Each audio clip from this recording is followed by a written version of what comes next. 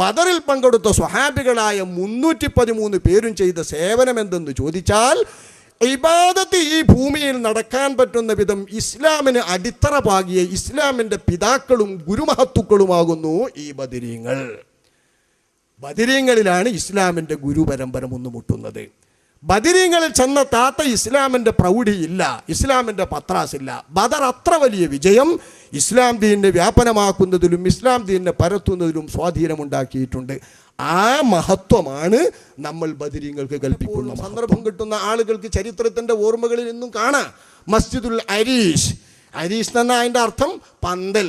അന്ന് നബിക്കിട്ട് കൊടുത്ത പന്തൽ, ആ പന്തലിട്ട സ്ഥാനത്ത് ഇന്ന് സ്ഥാപിച്ച മസ്ജിദുൽ അരീഷ് എന്നിടത്ത് നിന്ന് പോരാട്ടം നടക്കുന്നിടത്തേക്ക് മീറ്ററുകളുണ്ട്, മീറ്ററുകളുടെ ദൈർഘ്യമുണ്ട്. അവിടെ നബിക്കിട്ട് കൊടുക്കാൻ സഅദ് ഇബ്നു മുആദ് പറയുന്ന കാരണം ചിന്തിക്കുമ്പോഴാണ് നമ്മൾ ബദറൊന്ന് ഓർക്കേണ്ടത്. അള്ളാഹിൻ്റെ റസൂലിനെ ഞങ്ങൾ അരീഷാക്കി തന്ന് തങ്ങളവിടെ താമസിക്കുക, ഒട്ടകം നിർത്താം, ഒരുക്കി നിർത്താം തങ്ങൾക്ക് വേണ്ടി എന്ന് പറയുമ്പോൾ സഅദ് ഇബ്നു മുആദ് പറയാണ്, കാരണമുണ്ട്, ഞങ്ങൾ അവസാനം വരെ പൊരുതും, ഒരാളില്ലാതെ മരിക്കും എന്ന് വെച്ചോളൂ, എങ്കിൽ തങ്ങൾക്ക് ഞങ്ങൾ ഒരുക്കി തരുന്ന ആ വാഹനപ്പുറത്ത് കയറിയിട്ട് മദീനത്തേക്ക് തങ്ങൾക്ക് മടങ്ങാം. എന്തിന്? മദീനത്തിരിക്കുന്ന ജനങ്ങൾ അങ്ങേ ഞങ്ങൾ സ്നേഹിക്കുന്നതിനേക്കാൾ സ്നേഹിക്കുന്നവരാണ്. ഈ യുദ്ധം അവർ പ്രതീക്ഷിച്ചതല്ല, ഈ പോരാട്ടം അവർ നനച്ചതല്ല. നമ്മൾ യുദ്ധത്തിന് പോന്നതല്ലല്ലോ, വാണിജ്യ സംഘത്തെ പിടിക്കാൻ പോന്നതല്ലേ, യുദ്ധം യാദൃച്ഛികമായി സംഭവിച്ചതല്ലേ. അതുകൊണ്ട് പോരാതിരിക്കുന്ന ആളുകൾക്ക് ഈ യുദ്ധത്തിൽ പങ്കെടുക്കാനോ തങ്ങളെ വിശ്വസിക്കാനോ തങ്ങളെ കാണാനോ ഞങ്ങളെക്കാൾ ഇഷ്ടമുള്ള, ഞങ്ങളെക്കാൾ പിരിശമുള്ള തങ്ങളുടെ അനുയായികളെ തങ്ങൾ രക്ഷപ്പെടുത്താൻ തങ്ങൾ അങ്ങോട്ട് പോയി. ഞങ്ങൾ ഒന്നൊഴിയാതെ മരിച്ചാലും തങ്ങളന്ന് അവിടെ ശരിക്കും ദീന് നടത്താൻ വേണ്ടി മദീനക്ക് തിരിച്ചു പോകാൻ ഒരു കേന്ദ്രമായി അരീഷ് ഒരുക്കാമെന്ന് പറയുമ്പോൾ പോരാട്ടത്തിനിറങ്ങുന്ന സ്വഹാബിയുടെ മനസ്സിൽ തിരിച്ചു വരാനുള്ള മനസ്സില്ലാത്ത, അത്രയും ശക്തി കുറഞ്ഞ അവരുടെ അന്നത്തെ കഴിവിൻ്റെയും ബലത്തിൻ്റെയും ചിത്രം എത്രയാണ് ഒന്നാലോചിക്കുക. നബിക്കും അത് ബോധിച്ചു. ആ അരീശിലിരുന്നിട്ട് നബി തങ്ങൾ നടത്തുന്ന യുദ്ധം പ്രാർത്ഥനയുടെ യുദ്ധമാണ്. വാളിൻ്റെ യുദ്ധം മാത്രമല്ല യുദ്ധം, ഉപകരണങ്ങളുടെ യുദ്ധം മാത്രമല്ല യുദ്ധം. ഉപകരണങ്ങളുടെ യുദ്ധത്തോടൊപ്പം പ്രാർത്ഥിക്കുന്നവൻ്റെ പ്രാർത്ഥന യുദ്ധത്തിലെ ഒരു വലിയ മുറയാണ്. നമ്മൾ കരുതും നമ്മളെ കൊണ്ടാവൊക്കെ നടന്നത്, ഞാനങ്ങോട്ട് ഓടിയിട്ടേ, ഞങ്ങളങ്ങോട്ട് പറഞ്ഞിട്ടേ, ഞങ്ങളങ്ങോട്ട് ചെയ്തിട്ടേ, ഞങ്ങളങ്ങോട്ട് പിടിച്ചിട്ടേ എന്നറിയും. ഞങ്ങളങ്ങോട്ട് പിടിച്ചിട്ടേ എന്ന് പറയുന്ന സമയത്ത് ചിലപ്പോൾ അമ്മ ഇവിടെ ദ്വാരന്നിട്ടുണ്ടാവും, നമ്മളെ വയസ്സായ ഒരു കാരണോല് ദ്വാരന്നിട്ടുണ്ടാവും. ആ ദ്വാ നമ്മൾ ചിന്തിക്കൂല. ഇവിടെ നിന്ന് പോയി നമ്മൾ നേടുന്ന വിജയങ്ങളൊക്കെ നമ്മളെ സൂത്രം കൊണ്ട്, നമ്മളെ നിയന്ത്രണം കൊണ്ട്, നമ്മളെ വൽപ്പത്തരം കൊണ്ടാ ജയിച്ചാൽ. തോറ്റാൽ നമ്മളെ വൽപ്പമല്ല, നമ്മളെ ദോഷമായിട്ട് ആരും ഉണ്ടല്ല, അത് വേറുള്ളവൻ്റെ മേൽ ചോക്കും. അങ്ങനെ ആയിട്ടേ, ഇങ്ങനെ ആയിട്ടേ, മറ്റേതായിട്ടേ നമ്മൾ നിൽക്കൂല. ജയിച്ചാൽ നമ്മളെ സ്വന്തം കഴിവ്. ഇങ്ങനെ പറയുന്ന മനുഷ്യന്മാർക്ക് ദുആയുടെ വില അറിയൂല. അള്ളാഹുവിൻ്റെ റസൂൽ അരീശിലിരുന്നിട്ട് ദുആ ചെയ്യുകയാണ്. ആ ദുആ ചെയ്യുന്ന സമയത്ത് അള്ളാഹുവിൻ്റെ റസൂൽ കയ്യുയർത്തിയ റസൂലുള്ളാൻ്റെ കയ്യുകൾ ഉയർന്നു ഉയർന്നു ഉയർന്ന് പൊങ്ങിക്കൊണ്ടിരിക്കുമ്പോൾ അള്ളാഹുവിൻ്റെ റസൂൽ ഈ ദുആ ചെയ്യുന്നത് എന്താണ്? പടച്ചവനെ, അൻജിസ് മൗഇദക്, നീ എനിക്ക് വാക്ക് നൽകിയതാണ് സഹായം, ആ സഹായം വേഗം തരണം, ആ സഹായം വേഗം തരണം, ആ സഹായം വേഗം തരണം. അല്ലാഹുമ്മ ഇൻ തുഹ്ലിക ഹാദിഹിൽ ഇസാബത ഫലൻ തുഅബദ ഫിൽ അർളി അബദാ. ഈ കൊച്ചു സംഘത്തെ നീ മണ്ണിൽ, നീ പോരാട്ടത്തിന്റെ മണ്ണിൽ നശിപ്പിച്ചാൽ നാഥാ, ഈ കൊച്ചു സംഘം നശിച്ചാൽ മേലിൽ ഖിയാമം വരെ നിന്റെ ഇബാദത്ത് ഭൂമിയിലില്ല. അല്ലാഹുവിന്റെ റസൂൽ പറയാ, അല്ലാഹുവിന്റെ റസൂലിൻ പറയുന്നത് ഈ സംഘം നശിച്ചാൽ നിന്റെ ഇബാദത്ത് ഭൂമിയിലില്ല. വിശ്വാസികൾ മുഴുവൻ അവിടെ ഉണ്ടോ? ഇല്ല. മദീനത്തുള്ള വിശ്വാസികളുടെ ചെറിയൊരു ശതമാനമാണ് നബിയുടെ കൂടെ വന്നത്. ആ വിശ്വാസികൾ നശിച്ചാൽ ഫലം തുഅബദ ഫിൽ അർളി അബദ, പിന്നെ എൻ്റെ ഇബാദത്ത് ഈ ഭൂമിയിൽ ഖിയാമത്ത് നാൾ വരെ നടക്കില്ല എന്ന് അള്ളാഹിൻ്റെ റസൂൽ പറയുമ്പോൾ അന്ത്യനാൾ വരെയുള്ള ജനങ്ങൾ, ഇന്ന് നമ്മളടക്കമുള്ള വർത്തമാന തലമുറയിലെ ലോക ജനതകൾ മുഴുവൻ ഇബാദത്തെടുക്കുന്നത് ബദരീങ്ങളുടെ വിജയം കൊണ്ടും ബദരീങ്ങൾ സഹായിച്ചതുകൊണ്ടും ബദരീങ്ങൾ അന്ന് വിജയം നേടിയതുകൊണ്ടുമാണെന്ന് ഖാല റസൂലുള്ളാഹി. അള്ളാഹിൻ്റെ റസൂല് പഠിപ്പിക്കുക അവിടെ, ബദരീങ്ങൾ അന്നെങ്ങാനും വിജയിച്ചില്ലെങ്കിൽ ഇസ്ലാമിലേക്ക് പിന്നൊരു കുട്ടി വരൂല. മൂക്കിൽ വലിക്കും ബാക്കിയുള്ള മുസ്ലിമീങ്ങൾ അന്ന്. പക്ഷേ ബദറിലെ ജയം കിട്ടിയപ്പോഴോ 1000-ഓളം വരുന്ന സായുധപാണികളായ ജനങ്ങളോട് 8 വാളുമായി പോയി, 9 പടയങ്കിയുമായി പോയി, ഊഴം വെച്ച് യാത്ര ചെന്ന് ധരിക്കാൻ വസ്ത്രമില്ലാത്ത ഈ മുഠാള ദരിദ്രന്മാർ അവരെ ജയിച്ചത് വല്ലാത്ത ഒരു ജയമാകുന്നു എന്ന് അള്ളാഹുവിൻ്റെ റസൂലിൻ്റെ സ്വഹാബാക്കളെ അന്ന് കണ്ടിട്ട് ആളുകൾ പറയണം. അന്ന് കണ്ടിട്ട് ആളുകൾ പറഞ്ഞപ്പോഴാണ് ഇസ്ലാമിലേക്ക് വന്നത്. അതാ ബദറിൻ്റെ വിജയത്തിൻ്റെ ഏറ്റവും വലിയ മഹിമ. നമ്മൾ മനസ്സിലാക്കുന്ന മഹിമ ബദറിൻ്റെ കേളിയാണ് ഇസ്ലാമിലേക്ക് ആളുകളെ കൊണ്ടുവന്നത്. ബദറിൽ മുസ്ലിമീങ്ങൾ എത്ര ആളുണ്ട് നോക്കാൻ അവിശ്വാസികൾ ഉമൈർ ഇബ്നു വഹബ് എന്ന് പറയുന്ന ഒരാളെ വിട്ടു. അയാൾ തൻ്റെ കുതിരപ്പുറത്ത് കയറിയിട്ട് തമ്പടിച്ച പ്രദേശത്തോട് ഒന്നിങ്ങനെ കറങ്ങിയിട്ട് പറഞ്ഞ് 300 ആൾ ഏറിയ ഒരു ലേശം ഏറും അല്ലെങ്കിൽ ലേശം കുറയും. 300 ആൾ 313 അല്ലേ, 313 ലേശം ഏറിയുള്ളൂ. 300 ആളുണ്ട്, 313 ആൾ. 313 ആളെപ്പറ്റി ഇദ്ദേഹം കുതിരപ്പുറത്ത് ചുറ്റം കറങ്ങിയിട്ട് അസ്കറിലൂടെ നോക്കിയിട്ട് ഒറ്റ നോട്ടത്തിൽ ഇങ്ങനെ പറയും, ഏറിയാൽ ഒരു 300 ആൾ യസീദൂന ഔ യങ്കൂസൂന, ഒന്നുകിൽ അതിലും ഏറും അല്ലെങ്കിൽ ചുരുങ്ങും. അദ്ദേഹം ജനങ്ങളോട് പറഞ്ഞിട്ട് അദ്ദേഹത്തിന് തോന്നി, അല്ലട്ടോ ഒന്നുകൂടി നിൽക്കി, ഞാൻ അവർ ഒളിഞ്ഞു കുത്തിരിക്കുന്ന വല്ല സേനയോ വേറെ വല്ല ഗോത്രക്കാരും പിന്നിൽ വരുന്നതോ ഉണ്ടോ എന്നൊന്ന് നോക്കട്ടെ, ഒന്ന് നോക്കി വരാൻ ലേശം കൂടി അനുവാദം തരണം. ഇയാൾ പോയി ചുറ്റുഭാഗവും ഒളിഞ്ഞിരിക്കാൻ പറ്റുന്ന പ്രദേശങ്ങളും ഏതെങ്കിലും പിന്തുണ സൈന്യങ്ങൾ വന്നത് എവിടെയെങ്കിലും ഉണ്ടോ എന്ന് പരതാൻ പറ്റുന്നിടത്തൊക്കെ പരതി വന്നിട്ട് പറഞ്ഞു, ഇല്ല, ഇവർ മാത്രമേയുള്ളൂ. ഈ 300 ആൾ, ഈ 300 ആളപ്പുറം ഒരാളുമില്ല. 1000 ആളുകൾ തുള്ളിച്ചാടി, അബൂജഹൽ തുള്ളിച്ചാടി, നൃത്തം ചവിട്ടി. 300 ആൾ നമ്മൾ ആയുധപാണികളായ ഈ 1000 ആൾക്ക് 300 ആൾ എന്താ? പക്ഷെ ഇദ്ദേഹം സാവകാശം ഒരല്പം നിന്നിട്ട് പറഞ്ഞു, യാ മഅ്ശറ ഖുറൈശി സമൂഹമേ, ഖദ് റഅയ്തുൽ ബലായ തഹ്മിലുൽ മനായ.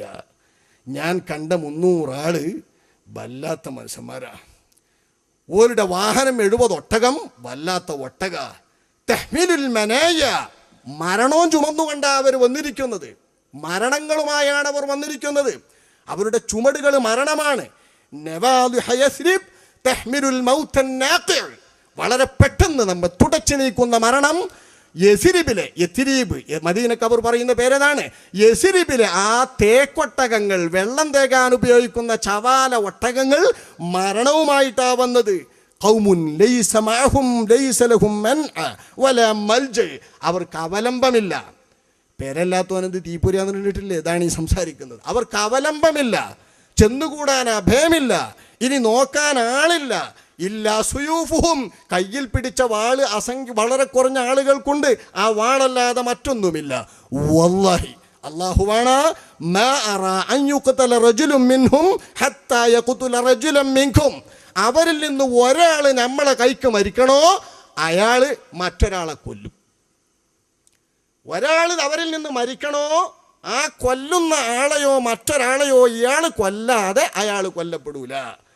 അപ്പം 300 ആള് കൊല്ലപ്പെടണമെങ്കിൽ 300 ആള് നമ്മളിൽ നിന്ന് മരിക്കണം. അതുകൊണ്ട് എണ്ണിക്കോ. അദ്ദേഹം പറയാ, ഫൈദ അസ്വാബൂ മിൻകും അഅദാദഹും, അങ്ങനെ 300 പേർ അവർ മരിക്കാൻ, ഒരു 300 പേർ നമ്മളിൽ നിന്ന് പകരം കൊന്നിട്ടേ അവർ മരിക്കൂ എന്ന് എനിക്ക് ഉറപ്പാ. അങ്ങനെ നമ്മളിൽ നിന്ന് 300 പേര് പോയാൽ ഫമാ ഖൈറുൽ ഐശി ബഅദ ദാലിക്, പിന്നെ ജീവിതത്തിന് എന്തു നന്മയും ഗുണവും സുഖ. ഫറൂ റഅയക്കും, അതുകൊണ്ട് ചിന്തിച്ച് അഭിപ്രായം പറഞ്ഞോളൂ, ഈ പോരാട്ട സേനയുമായിട്ട് പോരാടണോ? ഇതാ ബദരീങ്ങൾ. ഈ ബദരീങ്ങളുമായി പോരാടണമെന്ന് ചിന്തിച്ചോ. നമ്മൾ 1000 പേരുണ്ട്, ശരിയാ. തിന്നാൻ ഒട്ടകമുണ്ട്, ശരിയാ. മുതലാളിമാരുണ്ട്, ശരിയാ. ഓരോരുത്തർക്ക് ദാനം 70 ആളുകളെ അവരിൽ നിന്ന് പിടിച്ചിട്ട് ദണ്ഡം കൊടുക്കാൻ വേണ്ടി നിശ്ചയിച്ചപ്പോൾ പൊന്നിൻ്റെ കൂമ്പാരങ്ങളല്ലേ ഓരോരുത്തം കൊണ്ടുവന്നത്? 100 ഊക്കിയ പൊന്ന അബ്ബാസ് റളിയല്ലാഹു അൻഹുവിനെ മോചിപ്പിക്കാൻ വേണ്ടിയിട്ട് വാങ്ങിയത് റസൂലുള്ളാഹി. 100 ഊക്കിയ പൊന്ന്. 100 ഊക്കിയ പൊന്ന് എന്ന് പറഞ്ഞാൽ എത്രങ്ങാനും പവണ്ടാവുന്ന. ഇതൊക്കെ നാണയങ്ങൾ, സ്വർണത്തിൻ്റെ നാണയങ്ങൾ സൂക്ഷിച്ചു വെച്ചാൽ നമ്മളെ നിക്കിളിൻ്റെ നാണയമല്ലത്. 50 പൈസ നമ്മളത് നിക്കിള. ആ നിക്കിളിൻ്റെ നാണയമല്ല, അന്ന് സ്വർണവും വെള്ളിയ നാണയമുള്ളൂ. ഇവിടെ കയ്യിൽ കൊടുന്ന നാണയത്തിന് സ്വർണത്തിൻ്റെ പേരാ ദീനാർ. അത്രയുള്ള ദീനാറുകളാണ് ഇവർക്കൊക്കെ കയ്യിലുള്ള പണം. ആ പണമുള്ള സംഘത്തിൽ നിന്ന് ഓരോരുത്തരും മരിക്കണമെങ്കിൽ അവരിൽ നിന്നൊരാൾ പോയാൽ നമ്മളിൽ നിന്നൊരാൾ പോകും. എന്നാൽ പിന്നെ എന്താ വേണ്ടു എന്ന് ചിന്തിച്ചോ. ഇത് കേട്ടപ്പോൾ അവരുടെ കൂട്ടത്തിൽപ്പെട്ട ഹക്കീം ഇബ്നു ഹിസാം, അയാൾക്കൊരു ഹിക്മത്തുണ്ട്. അള്ളാഹിൻ്റെ റസൂല് അയാൾ ഒരു പ്രത്യേക ഒട്ടകപ്പുറത്ത് ചുവന്ന ഒട്ടകപ്പുറത്ത് പോകുമ്പം പറഞ്ഞു, ഓല കൂട്ടത്തിൽ ആർക്കെങ്കിലും ഒരു തൻ്റെടോ ചിന്ത ഉണ്ടെങ്കിൽ ആ ചുവന്ന ഒട്ടകപ്പുറത്ത് പോകുന്ന ആൾക്കുണ്ടെന്ന് ശഫീഉനാ റസൂലുള്ളാഹി. ആ ആളാ ഹക്കീം ഇബ്നു ഹിസാം. അള്ളാൻ്റെ റസൂലിൻ്റെ മണവാട്ടി ഖദീജ ബീവിയുടെ സഹോദരനാണ് ഹിസാം. ആ സഹോദരൻ്റെ മകനാണ് ഹക്കീം. അപ്പോൾ റസൂലുള്ളാഹിൻ്റെ അളിയൻ്റെ മകൻ, നമ്മളെ ഭാഷയിൽ അളിയൻ്റെ മകൻ, തങ്ങളെ ഭാര്യ സഹോദരൻ്റെ മകനാ ഹക്കീം. ഇദ്ദേഹം പിന്നീട് വിശ്വസിച്ചിട്ടുണ്ട് റളിയല്ലാഹു അൻഹു, പിന്നെ വിശ്വസിച്ച സ്വഹാബിയാണ്. ആ ഹക്കീം പറഞ്ഞു, അവരുടെ കൂട്ടത്തിൽ ഏറ്റവും വയസ്സനായ ഉത്തുബത്തിനോട് ചെന്നിട്ട്, ബഹുമാനപ്പെട്ടവരെ, നിങ്ങളാണ് ഞങ്ങളുടെ കൂട്ടത്തിലെ ഷെയ്ഖ്, മഹാനായ ഷെയ്ഖ് വയസ്സൻ, ചിന്തയും നിങ്ങൾക്കാണ്.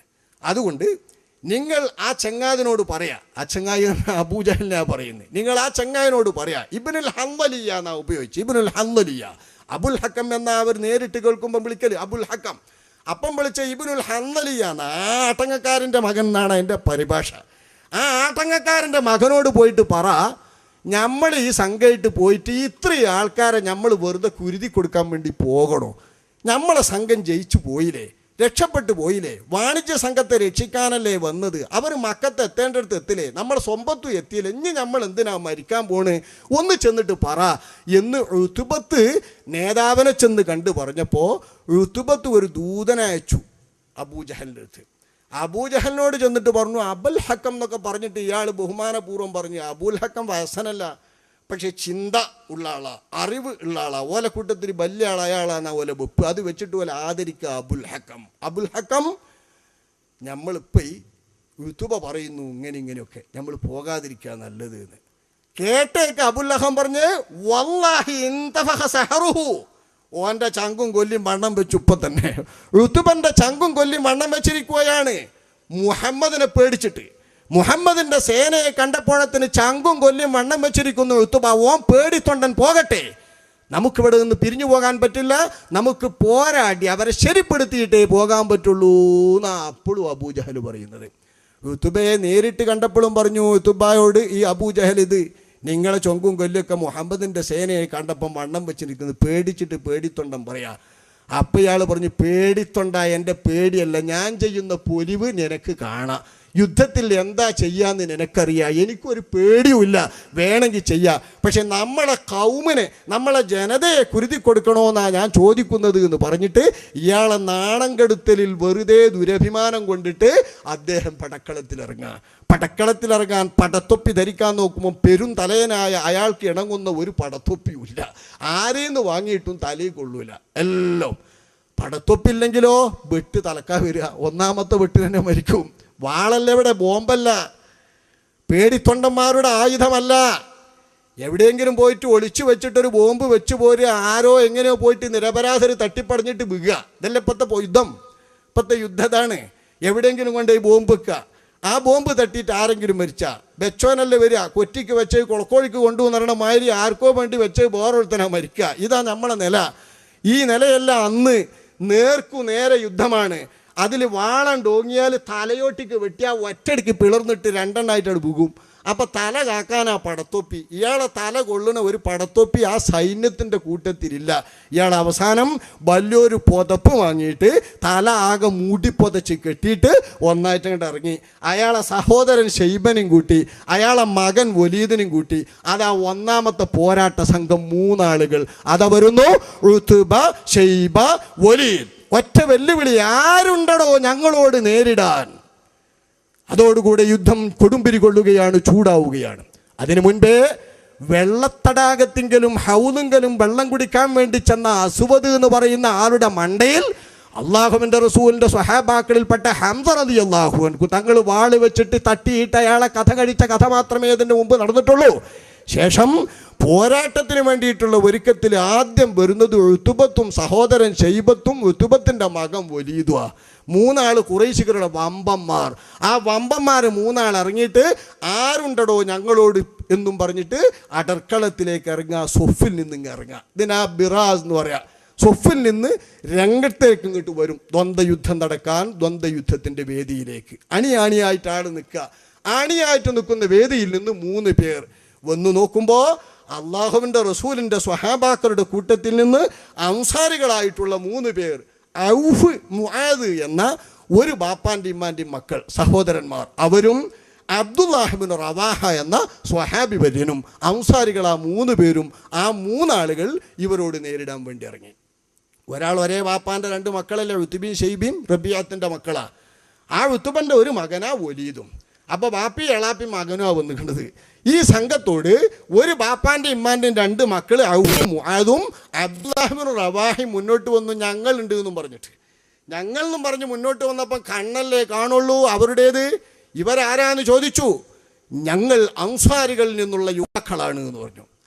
നിങ്ങളെ ഞങ്ങൾക്ക് ആവശ്യമില്ല, നിങ്ങളെ ഞങ്ങൾക്ക് ആവശ്യമില്ല. നിങ്ങൾ മദീനത്തെ പാവങ്ങൾ, തോഴന്മാർ, ഏഴന്മാർ, നിങ്ങളെ ഞങ്ങൾക്ക് ആവശ്യമില്ല. ഞങ്ങൾക്ക് കിടയൊത്ത കൂട്ടർ ഖുറൈശികൾ നിങ്ങളെ കൂട്ടത്തിലുണ്ടല്ലോ. അഖ്ഫ, ഞങ്ങൾക്ക് കിടയൊത്ത കൂട്ടരുണ്ട് ഖുറൈശികൾ. ഞങ്ങൾക്ക് യുദ്ധം ചെയ്യണമെങ്കിൽ കിടയൊത്തവർ വേണം, ഞങ്ങൾക്ക് കിട വേണം, കിടക്കണം. ആ കിടത്തവരെ തരൂ എന്നവർ വെല്ലുവിളിക്കുകയാണ്. കിടയൊത്തവരെ കിട്ടണമെന്ന് പറഞ്ഞപ്പോൾ അള്ളാഹുവിൻ്റെ റസൂലിനെ നീട്ടി വിളിച്ചു. മുഹമ്മദ്, നിന്റെ കൂട്ടത്തിൽ ഞങ്ങൾക്ക് കിടയൊത്തവരില്ലേ, മക്കത്തുനിന്ന് പോയോല്, അവരങ്ങ് വിട്, ഞങ്ങൾക്ക് നേരിടാൻ. അള്ളാഹുവിൻ്റെ റസൂൽ പറഞ്ഞു, കും യാ ഹംസ, എൻ്റെ എളാപ്പ എഴുന്നേൽക്കി. കും യാ അലി, അലി എഴുന്നേൽക്കൂ. കും യാ ഉബൈദ, എൻ്റെ അമ്മ, എൻ്റെ പിതൃവ്യൻ്റെ മകനാ, മറ്റൊരു മകനാ ഉബൈദ. നബിയുടെ 2 എളാപ്പാൻ്റെ മക്കളും നബിയുടെ എളാപ്പാനെയും തന്നെ വിട്ടു അള്ളാഹുവിൻ്റെ റസൂൽ. വേറുള്ളവരല്ലോ, സ്വന്തക്കാരന് വേണ്ടേ. അങ്ങനെ 3 പേരും ഇറങ്ങുകയാണ്. അള്ളാഹു ഖുർആനിൽ പറയുന്നു, ഇതാണ് 2 സംഘത്തിൻ്റെ പ്രതികൾ, 2 തർക്കക്കാരായ സംഘക്കാർ. ആഖിറത്തിൽ ഇവർക്കിടയിലാണ് ആദ്യത്തെ വിധി തീർപ്പെന്ന് ഖാലല്ലാഹു അസ്സ വജൽ. നമ്മൾ ഈ കണ്ട് കോടാനുകോടി ജനങ്ങളെ മുഴുവൻ, ആദം നബി മുതൽക്കുള്ള മുഴുവൻ ജനങ്ങളെയും ഒരുമിച്ച് കൂട്ടിയിട്ട് മഹ്ശറിൽ വിചാരണ ചെയ്യുന്ന കൂട്ടത്തിൽ അവസാനം വന്ന മുഹമ്മദ് മുസ്തഫ സ്വല്ലല്ലാഹു അലൈഹി വസല്ലം തങ്ങളുടെ ഉമ്മത്തിൽ നിന്ന് ബദറിൽ പോരാടിയ 2 സംഘത്തിലെ, ഒന്ന് നീതിയുടെ സംഘം, ധർമ്മത്തിൻ്റെ സംഘം, സത്യത്തിൻ്റെ സംഘം, വിശ്വാസികളുടെ സംഘത്തിൻ്റെ, മറ്റൊന്ന് കുഫറിൻ്റെ സംഘം, അധർമ്മത്തിൻ്റെ സംഘം, അസത്യത്തിൻ്റെ സംഘമായ കുഫറിൻ്റെ സംഘത്തിലെയും ആദ്യത്തെ 2 സംഘം, 3 ആളുകൾ കൂടിയിട്ട് അവരെയാണ് ആദ്യം അവരുടെ നാഥൻ്റെ കാര്യത്തിൽ തർക്കം തീർക്കാൻ വേണ്ടി രംഗത്തിറങ്ങി ചോദ്യം ചെയ്യുകയെന്ന് അള്ളാഹുവിൻ്റെ റസൂല് പഠിപ്പിച്ച ഈ 2 അംഗങ്ങളെ, ഈ 2 സംഘം അംഗങ്ങളെ അള്ളാഹുവിൻ്റെ റസൂൽ, അള്ളാഹു തആല വിശുദ്ധ ഖുർആനിൽ പറയുന്നു, ഹാദാനി ഖസ്മാനി ഇഖ്തസമൂ ഫീ റബ്ബിഹിം. പടച്ചോനാരാന്നുള്ള കാര്യത്തിൽ തർക്കമുള്ള 2 സംഘാവർ. ലാത്തിയും ഉസ്സയുമാണ് നമ്മളുടെ ദൈവങ്ങളും പടച്ചോന്മാരും എന്ന് പറയുന്നു ഒരു സംഘം. രാജാതിരാജനായ ഖാലിഖായ പടച്ചോനായ സൃഷ്ടാവായ അള്ളാഹുവാകുന്നു എന്ന് പറയുന്നു മറ്റേ സംഘം. അപ്പോൾ റബ്ബാനാണ് എന്ന കാര്യത്തിൽ തർക്കം കൂടുന്ന ഈ സംഘം എന്ന് പറയുന്ന സംഘം ഇവരാണ്. ആ സംഘം മഹാനായ മുസ്തഫ സ്വല്ലല്ലാഹു അലൈഹി വസല്ലം തങ്ങളുടെ പിതൃവ്യൻ്റെ പുത്രൻ ഉബൈദ ഉത്ബത്തുമായി നേരിട്ടു, ഹംസ ഷൈബയുമായി നേരിട്ടു, അലി റളിയല്ലാഹു അൻഹു വലീദുമായി നേരിട്ടു. ചെറുപ്പക്കാർ കിടയൊത്തവരിനായി. വയസ്സത്യാവശ്യം മൂത്തവരാണ് ഹംസയും അതുപോലെ ഉബൈദയും. അവർ 2 പേരും വയസ്സൊത്തവർ ഷൈബത്തിനോടും ഉത്ബത്തിനോടും ഒപ്പം. ഉത്ബൻ്റെ മകനാണല്ലോ വലീദ്, പ്രായം കമ്മിയാണ്. അലിയാരും പ്രായം കമ്മിയാണ്. ഓൽ 2 ആളും. അലിയാരുടെ പ്രതിയോഗിയെ അലിയാർ വേഗം വെട്ടി, ഹംസൻ്റെ പ്രതിയോഗിയെ ഹംസയും വേഗം വെട്ടി. 2 സംഘവും നോക്കി നിന്ന് വീർപ്പടപ്പിയിട്ട് കാണുകയാണ് ഈ 3 ആളുകളും തമ്മിലുള്ള പോരാട്ടം. ഓരോരുത്തൻ മറിഞ്ഞിട്ടും മേലെയായിട്ടും നിന്നിട്ട് പൊരുതിയിട്ട് 2 പ്രതിയോഗികളെയും കെട്ടിയിട്ട് വാളും ഉയർത്തിപ്പിടിച്ച് അല്ലാഹു അക്ബറും ചൊല്ലിക്കൊണ്ട് മഹാനായ ഹംസയും അലിയാരും മുന്നോട്ട് വരുമ്പോൾ ഉബൈദയും പ്രതിയോഗം തമ്മിൽ മൽപ്പിടുത്തം നടക്കുക തന്നെയാണ്. മേലെ ചിലപ്പോൾ ഉബൈദ വരുന്നു, ചിലപ്പോൾ അത് എതിരാളി ഉത്ബ വരുന്നു. ഉത്ബയും ഉബൈദത്തും തമ്മിൽ വേണ്ടുന്ന പോരാട്ടം. അതിനിടയിൽ കടന്ന് വീണടത്ത് നിന്ന് ഉത്ബ തൻ്റെ വാളുകൊണ്ട് കാലിൻ്റെ മുട്ടുകന്ന് കെട്ടിവിട്ടി ഉബൈദത്ത് റളിയല്ലാഹു അൻഹുവിനെ. പിന്നെ നിൽക്കാൻ കഴിയുന്നില്ല ഉബൈദ റളിയല്ലാഹു അൻഹുവിനെ. ഇനി ഉബൈദയുടെ കഥ, പരുക്കുകളൊന്നും പറ്റാത്ത, അവയവങ്ങളൊന്നും നഷ്ടപ്പെടാത്ത ഉത്ബത്ത് വേഗം കഥ കഴിക്കും. ഉബൈദ റളിയല്ലാഹു അൻഹുവിനെ എന്ന് കണ്ടപ്പോൾ ഈറ്റപ്പുലികളായ എളാപ്പയും മകനും ഹംസയും അലിയാരും ഈ ശത്രുവിൻ്റെ നേരെ ചെന്നിട്ട് 2 പേരും കൂടി ഒറ്റ വെട്ടിനെ അയാളങ്ങ് കഥ കഴിച്ചു. മഹാനായ ഉബൈദയെ അലിയും ഹംസയും ചുവന്ന് അള്ളാഹുവിൻ്റെ റസൂലിൻ്റെ രക്തം ചുമലിച്ചുകൊണ്ടിരിക്കുന്ന ഉബൈദയെ തിരുനബിയുടെ സന്നിധാനത്തിലേക്ക് എത്തി. അദ്ദേഹത്തിന് ഒന്നേ അറിയണ്ടു, അള്ളാൻ്റെ റസൂലേ, ഞാൻ ഷഹീദാകുമോ, ഞാൻ ഷഹീദാകുമോ, ഞാൻ ഷഹീദാകുമോ? അലസ്തു ബി ഷഹീദി യാ റസൂലല്ലാഹ്, അള്ളാന്റെ റസൂല് ഞാൻ ഷഹീദാകുമോ? ഇതാ എനിക്ക് കിട്ടേണ്ടത്. ഇതിൽ ഞാൻ മരിക്കൂന്ന് ഉറപ്പാ, ഇനി ജീവിക്കൂല. മജ്ജയാണ് ഒഴുകുന്നത്. മുട്ടിൽ വെട്ടിയിട്ട് എല്ലിൻ്റെ ഉള്ളിൽ നിന്നുള്ള മജ്ജ ഒഴുകിക്കൊണ്ടിരിക്കുന്ന ഒരാൾ ഇനി അവശേഷിക്കൂല. എനിക്കറിയാം ഞാൻ മരിക്കുമെന്ന്. പക്ഷേ ശത്രുവിൻ്റെ വെട്ടേറ്റല്ലല്ലോ ഞാൻ മരിക്കുന്നത്, യുദ്ധത്തിൻ്റെ കളത്തിലല്ലല്ലോ ഞാൻ മരിക്കുന്നത്, ജീവിച്ചുകൊണ്ടാണല്ലോ ഞാൻ വന്നിരിക്കുന്നത്. ഈ വെട്ടുകൊണ്ട് ഞാൻ മരിച്ചാൽ, യുദ്ധക്കളത്തിൻ്റെ പുറത്ത് മരിച്ചാൽ, ശത്രുവിൻ്റെ മുമ്പ് നിന്ന് മരിച്ചാൽ, മുഖാമുഖം നിൽക്കുന്നിടത്ത് നിന്ന് അപ്പുറം പോയിട്ട് മരിച്ചാൽ ഷഹാദത്ത് കിട്ടുമോ? ഇതേ സംശയമുള്ളൂ. അള്ളാന്റെ റസൂല് പറഞ്ഞു വേണ്ട, പ്രശ്നമില്ല. അള്ളാഹുവിന്റെ റസൂല് പറഞ്ഞു ഷഹാദത്ത് കിട്ടും, നിങ്ങൾ ഷഹീദാകുന്നു, സമാധാനിക്കാം. فألبسني الرحمن من فضل منه لباسا من الإسلام وطى المساويا. മഹാനായ ഉബൈദ് റളിയല്ലാഹു അൻഹു ചൊല്ലിയ ബൈത്ത് ബദറിന്റെ ഈരടികളിൽ പോലും ഉദ്ധരിക്കപ്പെട്ട ബൈത്താണ്. ഇസ്ലാം കിട്ടിയല്ലോ, പരിശുദ്ധ ഇസ്ലാം എന്ന വസ്ത്രം എനിക്ക് കിട്ടിയല്ലോ, ആ ആട ധരിക്കാൻ എനിക്ക് ഭാഗ്യം കിട്ടിയല്ലോ. എൻ്റെ പ്രിയപ്പെട്ട വിശ്വാസികളെ, ഉമ്മ പങ്ങന്മാരെ, സഹോദരന്മാരെ, നമുക്കും അല്ലാഹു തന്നിട്ടുണ്ട് ആ ആട, ആ വസ്ത്രം നമുക്കും അല്ലാഹു തന്നിട്ടുണ്ട്. പക്ഷേ നമ്മുടെ ചിന്ത കൊണ്ടല്ല, നമ്മുടെ ഔദാര്യം കൊണ്ടല്ല, നമ്മുടെ പ്രവർത്തനം കൊണ്ടല്ല. നമ്മളെ ബാപ്പമാര് മുസ്ലിമായി, ബാപ്പ മുസ്ലിമായപ്പം ബാപ്പമാരുടെ പൈതൃകത്തിലൂടെ നമ്മൾ മുസ്ലിമീങ്ങളായി. അങ്ങനെ ആയാലും സ്വീകാര്യമായ ഇസ്ലാമാണ്, ഇസ്ലാം ലഭിക്കുന്ന മാർഗമാണ്. ആ കിട്ടിയ ഇസ്ലാം ഇതാണ് എൻ്റെ ഏറ്റവും വിലപ്പെട്ട മുതൽ എന്ന് സ്വഹാബികൾ ഓരോരുത്തരും മരിക്കുമ്പം പറഞ്ഞ ഏറ്റവും വിലപ്പെട്ട മുതലായ ഇസ്ലാമാണെങ്കിൽ ആ ഇസ്ലാം എനിക്കും നിങ്ങൾക്കും കിട്ടിയിട്ടുണ്ട്. ആ ഇസ്ലാം കിട്ടിയതിലുള്ള നന്ദിയും, ഇസ്ലാം കിട്ടിയതിലുള്ള കൂറും, ഇസ്ലാം കിട്ടിയതിലുള്ള പൊലിവും, ഇസ്ലാം കിട്ടിയതിലുള്ള അഭിമാനവും നമുക്ക് വേണം മുസ്ലിങ്ങൾക്ക്. ആ അഭിമാനമാണ് ബദറിൽ ഷഹീദായ മഹാനായ ഉബൈദ് റളിയല്ലാഹു അൻഹു അവിടെ പ്രകടിപ്പിക്കുന്നത്. പടച്ചോൻ എനിക്കിതാ ലിബാസം മിനൽ ഇസ്ലാം, ഇസ്ലാം എന്ന് പറയുന്ന ഒരു വസ്ത്രം എനിക്ക് ധരിപ്പിച്ചിരിക്കുന്നു, ഇത് മതി. ഇനി ഞാൻ എങ്ങനെ മരിക്കുന്നതും എനിക്ക് പ്രശ്നമല്ല. ശത്രുക്കൾ കടുമരത്തിൽ കേട്ടിയിട്ട് കുരിശിച്ചിട്ട് കൊന്നപ്പോൾ ഹുബൈബ് റളിയല്ലാഹു അൻഹു പറഞ്ഞില്ലേ, മുസ്ലിമായിട്ടാ ഞാൻ മരിക്കുന്നതെങ്കിൽ തുണ്ടു തുണ്ടാക്കി മുറിച്ച് അരിഞ്ഞ് വീഴ്ത്തി എന്നെ കൊന്നോട്ടെ, എവിടെയെങ്കിലുമൊക്കെ എൻ്റെ മാംസവും എല്ലും കണ്ടങ്ങളും കിടന്നോട്ടെ, എനിക്കത് പ്രശ്നമല്ല. അത് കൂട്ടിയിട്ട് എന്നെ അള്ളാഹ് ഹയാത്താക്കും, അതൊരു വിഷയമല്ല. ഇസ്ലാമുണ്ടല്ലോ ആത്മാവിന് എന്ന് മഹാനായ ഹുബൈബ് റളിയല്ലാഹു അൻഹു പറഞ്ഞത് ഇതാണ്. ശത്രുവിൻ്റെ കുത്തേറ്റുകൊണ്ട് ഒരു ഭാഗത്തായി കിടക്കുമ്പോൾ മഹാനായ ഉമറുൽ ഫാറൂഖ് റളിയല്ലാഹു അൻഹു തങ്ങൾ പറഞ്ഞതും എല്ലാ പൊലിവും എനിക്ക് വേണ്ട, ഭരണാധികാരത്തിൻ്റെ വമ്പെനിക്ക് വേണ്ട, മറ്റൊരു ശ്രേഷ്ഠതയും എനിക്ക് വേണ്ട, ഞാൻ മുസ്ലിമായതും നബിയുടെ സ്വഹാബിയായതും എനിക്കിങ്ങ് കിട്ടിയിട്ട് ബാക്കിയെല്ലാം കടാക്കടക്കിൽ വന്നാൽ ഞാൻ രക്ഷപ്പെട്ടിരുന്നേ എന്ന് പറഞ്ഞ മഹാനായ ഉമർ എന്നവരും പറഞ്ഞത് ഇസ്ലാമാണ്. ആ ഇസ്ലാം, മഹത്തായ സൗഭാഗ്യം ഇസ്ലാം അള്ളാഹു നമുക്കും നൽകിയിട്ടുണ്ട്. ആ മുസ്ലിമീങ്ങൾ എന്ന നിലക്ക് അഭിമാനിച്ച ശുഹദാക്കളാ അവർ ഷഹീദായിട്ടുള്ളവർ.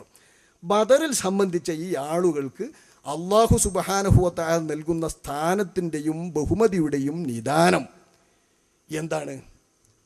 ഇതുതന്നെ. ആ ഒരൊറ്റ പോരാട്ടം, അവിചാരിതമായി വരുന്ന പോരാട്ടം, അള്ളാഹുവിൻ്റെ റസൂലുമായി ആദ്യം പുറപ്പെടുമ്പോൾ നനച്ചിട്ടില്ലാത്ത പോരാട്ടം, ആയുധങ്ങളില്ലാത്ത സമയത്തെ പോരാട്ടം, നിർധനരായ കാലത്തെ പോരാട്ടം, ക്ഷുത്തടക്കാൻ മാർഗമില്ലാത്ത കാലത്തെ പോരാട്ടം, ആരും ഇസ്ലാമിന് ഒരു പദവിയും കൽപ്പിക്കാത്ത കാലത്തെ പോരാട്ടം. നോക്കാൻ നമുക്ക് ശത്രുക്കളുമായി നേരിടുമ്പോൾ, സ്വന്തം കുടുംബങ്ങളുമായി നേരിടുമ്പോൾ എന്ന് ലോകത്തെ രാഷ്ട്രങ്ങളും ജനങ്ങളും മുഴുക്ക സാഗൂതം വീക്ഷിച്ചുകൊണ്ടിരിക്കുന്ന ആ സമയത്ത് റസൂലുള്ളാഹിൻ്റെ പോരാട്ടം, ആ പോരാട്ടത്തിനു സന്നദ്ധരാവുകയും അവർ രക്ഷപ്പെട്ടതിലൂടെ ഇസ്ലാം എന്നത് ഒരജയ്യ ശക്തിയായി ലോകത്ത് മുഴുവൻ ചരിത്രത്തിലും എന്നും വാഴ്ത്തപ്പെടുകയും ചെയ്തപ്പോഴാണ്. എവിടേക്ക് അറിഞ്ഞുനാ? ഇന്നത്തെ ഫോണ് വേണ്ട, ഇന്നത്തെ TV വേണ്ട, ഇന്നത്തെ തത്സമയത്തെ സംപ്രേഷണങ്ങൾ വേണ്ട. ഈ പോരാട്ടത്തിൻ്റെ വിരവും അപ്പ അറിയിക്കുക. അതിന് അള്ളാഹ്ക്കൊരു വിദ്യ ഉണ്ടെന്ന്. അന്ന് എവിടെയെങ്കിലും വല്ലതും സംഭവിച്ചാൽ അപ്പോൾ ഹാത്തിഫ് ഉണ്ടാവും, അശരീരി ശരീരം കാണാത്ത ശബ്ദം.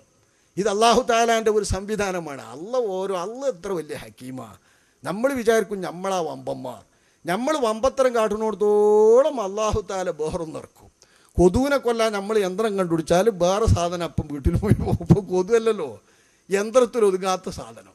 നമ്മളിപ്പോൾ ഈ യന്ത്രം കണ്ടുപിടിച്ചൊക്കെയുള്ള കൊതുവിനെ കൊല്ലാൻ. അപ്പോൾ കൊതുവിനെ കൊല്ലാൻ യന്ത്രം കണ്ടുപിടിച്ചപ്പോൾ ഈ കാര്യം വീട്ടിൽ നിറച്ച് ഈ ചെറിയ സാധനം.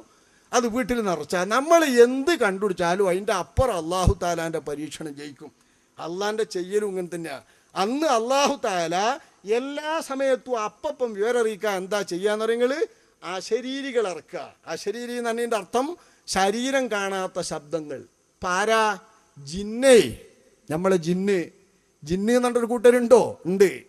ജിന്ന് എന്ന് പറഞ്ഞൊരു കൂട്ടരെ നിഷേധിച്ചാൽ ഇസ്ലാം ഒന്ന് പുറത്തു പോകും. നമ്മളിലേറെ അംഗസംഖ്യയുള്ള കൂട്ടരാ ജിന്ന്. അയിത്ത മോശക്കാരാ ശൈത്വാൻ. നമ്മളിൽ ഓരോരുത്തൻ്റെ അടുക്കലും ഓരോ ശൈത്വാനുണ്ടെന്ന് ഷഫീഉനാ റസൂലുള്ളാഹി തങ്ങൾ പറഞ്ഞാൽ, ഒരു മനുഷ്യനെ പേപ്പിക്കാനായിട്ട് ഒരു ശൈത്താനെ വെച്ചാൽ ബാക്കി വയ്യേപ്പിക്കാത്ത ശൈത്താൻ എവിടെ? ഒറ്റുകാരൻ ശൈത്താൻ എവിടെ? പൊട്ടിച്ചൂട്ട് എവിടെ? മനുഷ്യനെ പലയിടത്തും പേപ്പിക്കുന്ന ശൈത്താൻ എവിടെ? പല സ്ഥലത്തും ശൈത്താൻ ഉണ്ട്. ആ ശൈത്താനും ജിന്നൊക്കെ എപ്പോഴും ഉണ്ട്. പക്ഷെ നമ്മൾ കൂടുന്നിടത്തോളം സൗകര്യങ്ങൾ അങ്ങനെ വരുമ്പോൾ തൽക്കാലം ഇങ്ങനെ പിൻവലിക്കും. ഇതെൻ്റെ അള്ളാഹുവിൻ്റെ ഒരു നിയമം. അന്ന് ജിന്നെത്തിക്കും. ഇവിടെ ഒരാൾ മരിച്ചാൽ അവിടെ ജിന്ന് ഹാത്തിഫ് അന്ന് വരും. അതേ പേരാന്ന് നമ്മൾ ഫോണിന് വെച്ചിരിക്കുന്നത്. ഹാത്തിഫ് എന്ന അറബിൽ ഫോണിന് പറയാം. ഹാത്തിഫ് നമ്പർ, റക്മു ഹാത്തിം, ഫോണിൻ്റെ നമ്പർ. അശരീരിയാണല്ലോ. നമ്മളെ ഈ ഫോണിൻ്റെ പകരം അന്നുള്ള ഏറ്റവും വലിയ അള്ളാഹുവിൻ്റെ മാർഗ്ഗ ജിന്നിൻ്റെ സംസാരം. അപ്പം ആ ജിന്ന് സംസാരിച്ച് വിവരമെത്തിക്കുകയാണ്. അങ്ങനെയുള്ള ജിന്നുകൾ അന്ന് ലോകത്തൊട്ടാകെ എത്തിക്കുന്നു. നേഗസ് ചക്രവർത്തി അപ്പോൾ അറിയുന്നു അള്ളാഹു തആലാന്റെ റോമൻ പേർഷ്യൻ സാമ്രാജ്യത്തിൻ്റെ കീഴിലാണ് ലോകത്തെ ശത്രുക്കളായ രാജ്യങ്ങൾ മുഴുക്കെ. ഞാൻ പലപ്പോഴും ചൂണ്ടിക്കാണിക്കാറുണ്ട്, നമ്മുടെ ഇന്ത്യ മഹാരാജ്യം പേർഷ്യൻ സാമ്രാജ്യത്തിൻ്റെ കീഴിലായിരുന്നു എന്ന് പണ്ഡിറ്റ് ജവഹർലാൽ നെഹ്റു തൻ്റെ ചരിത്രത്തിൽ എഴുതിയിട്ടുണ്ട്, ലോക ചരിത്രത്തിൽ. നമ്മളെ രാജ്യവും അന്ന് പേർഷ്യൻ്റെ കീഴിലാന്ന് പറഞ്ഞാൽ മഹശക്തിയല്ലേ ലോകത്ത് ഇന്ത്യ? അതൊരു ശക്തി തന്നെയാണ്, ചെറിയ ശക്തിയൊന്നുമല്ല. ജനസംഖ്യ കൊണ്ട് ശക്തി. ലോകമൊക്കെ സാമ്പത്തിക മാന്ദ്യം കൊണ്ട് ബുദ്ധിമുട്ടി വിഷമിച്ചിരിക്കുമ്പോഴും എങ്ങനെയൊക്കെ പറഞ്ഞാലും നമ്മുടെ രാജ്യം വല്ലാതെ തോറ്റിട്ടില്ല, വല്ലാതെ പിഴച്ചിട്ടില്ല. ഭരിച്ചവർ ഇത്രയും കാലം ഭരിച്ചവർ ഏതു കാലത്തും രാജ്യത്തെ തോൽക്കാൻ അനുവദിച്ചിട്ടുമില്ല എന്നു തന്നെയാണ് പൗരന്മാരുടെ ഇപ്പോഴത്തെ ജനാധിപത്യ ബോധം കൊണ്ടും ജനാധിപത്യത്തിൻ്റെ പിന്നിലുള്ള വിവരമറിയുന്നുകൊണ്ടും നമുക്കറിയാവുന്ന സത്യം. ഈ രാജ്യം അന്ന് പേർഷ്യൻ സാമ്രാജ്യത്തിൻ്റെ കീഴിലാന്ന് പറഞ്ഞാൽ റോമും പേർഷ്യയും എന്ന ആ രണ്ട് സാമ്രാജ്യങ്ങളെ വായിക്കാൻ നമുക്കത് മതി. ലോകത്തെ ഒരു ഭൂമി മണ്ണും ഈ രണ്ട് സാമ്രാജ്യത്തിനും അപ്പുറമല്ല. അവർ ഞെട്ടിപ്പോയി. 300 അംഗങ്ങൾ, മുഹമ്മദിൻ്റെ അംഗങ്ങൾ, മക്കത്തുനിന്ന് പുറത്താക്കപ്പെട്ടവർ എല്ലാ ആയുധങ്ങളോടുകൂടെ ചെന്ന അവരുടെ നാട്ടുകാരെ തുരത്തി ഓടിച്ചിട്ടിരിക്കുന്നു എന്ന് കേട്ടപ്പോൾ 70 ആളെ പിടിച്ചു, 70 ആളെ കൊന്നു. എന്താ കണക്ക്? 70 ആളെ കൊന്നു, 70 ആളെ കൊന്നു എന്ന് പറഞ്ഞാൽ 1300 ആളായി ചെയ്യണ്ടേ? അപ്പം എങ്ങനെയാണോ നിങ്ങൾ ഇവരൊക്കെ പിടിച്ചു എന്ന് ചോദിക്കുമ്പോൾ ഞങ്ങൾക്കറിയില്ല. കയ്യമ്മ തൊട്ടാൽ ഓരോന്ന് പോരും. കയ്യമ്മ ഇങ്ങനെ തൊട്ടാൽ മതി, ചുമലിങ്ങനെ കൊട്ടിയാൽ മതി, അപ്പോൾ ഓര് ഞങ്ങളുടെ കൂടെ ഇങ്ങനെ വരുമെന്ന്. ഒരു രസികനായ സ്വഹാബി അഷ്റഫുൽ ഖൽഖ് സ്വല്ലല്ലാഹു അലൈഹി വസല്ലം തങ്ങളുടെ സ്വഹാബി വരാൻ പറയാം, എങ്ങനെ പിടിച്ചു എന്ന് ചോദിച്ചപ്പോൾ ഞങ്ങൾ കണ്ടത് തലയിൽ മുടി മുളക്കാത്ത കുറേ പടു കിഴവികളെയാണ് ഞങ്ങൾ കണ്ടത്. പെണ്ണുങ്ങളായ മുടി ഉണ്ടാകും, ആ മുടി ഒറ്റിട്ടേക്ക് ഇല്ലേനും. പടു കിഴവികൾ എന്ന അർത്ഥത്തിൽ പേടി തൊണ്ടന്മാർ ധൈര്യമില്ലാത്തവരാകുമ്പോൾ പെണ്ണാണേനും. അങ്ങനത്തെ പെണ്ണുങ്ങളാണ് ഞങ്ങൾ കണ്ടോല്. ഞങ്ങൾ ചുമലിങ്ങനെ കൊട്ടിയാൽ ഓല് ഞങ്ങളെ കൂടെ ഇങ്ങനെ വരും. ജീവനിൽ ഭയമുണ്ടായിട്ടായി പോരുന്നത്. ജീവനിൽ പേടിയുള്ളവർ വരുവീന്ന് പറഞ്ഞാൽ പോരുക. അങ്ങനെ 70 ആളെ പിടിച്ചു കിട്ടുന്നത്. അല്ലെങ്കിൽ പിന്നെ വെട്ട പോരൂലെന്ന് പറഞ്ഞാലോ, തൊട്ടാ കൂടെ പോകുന്നില്ലെങ്കിൽ വെട്ട്. അപ്പൊ 70 ആളെ കൊന്നപ്പോ 70 ആളെ പിടിക്കുക. അത് റസൂലുള്ള ആദ്യം നിർദ്ദേശം നൽകിയിരുന്നു. എല്ലാരും കൊല്ലരുതേ, എല്ലാരും വെട്ടരുതേ. കാരണം മുസ്ലിമീങ്ങളായി ഉള്ളിൽ ഇസ്ലാം ഒളിച്ചു വെച്ച നിരവധി പേർ മക്കയിൽ നിന്ന് വന്ന ഈ സംഘത്തിലുണ്ട്. അക്കൂട്ടത്തിൽപ്പെട്ടതാണ് റസൂലുള്ളാന്റെ പിതൃവൻ അബ്ബാസ് റളിയല്ലാഹു അൻഹു. അവരൊക്കെ എതിരാളികളിലില്ലേ? അപ്പം അത്തരം ആളുകളൊക്കെ വന്ന് ഈ സംഘത്തിൽ ഇങ്ങോട്ട് പോരുക. അപ്പം ഈ പോന്നത് എന്താ സംഭവം? മലക്കുകളല്ലേ 5000 വന്നത്. മലക്കുകളും എല്ലാവരും കൂടി 1000 ആൾക്കാരോട് യുദ്ധം ചെയ്തു ജയിച്ചു എന്ന് പറഞ്ഞാൽ വലിയ ജയ? അതല്ല ജയം. പോരാട്ടത്തിൽ അവരെന്നെയാണ് മുന്നിൽ. മലക്കുകൾ അവരുടെ ശേഷിയിൽ സംബന്ധിച്ചിട്ടില്ല. മലക്കുകളുടെ ഭാഗത്തായി മലക്കുകൾ കൊന്നിട്ടവർക്ക് പ്രത്യേക അടയാളുണ്ട്.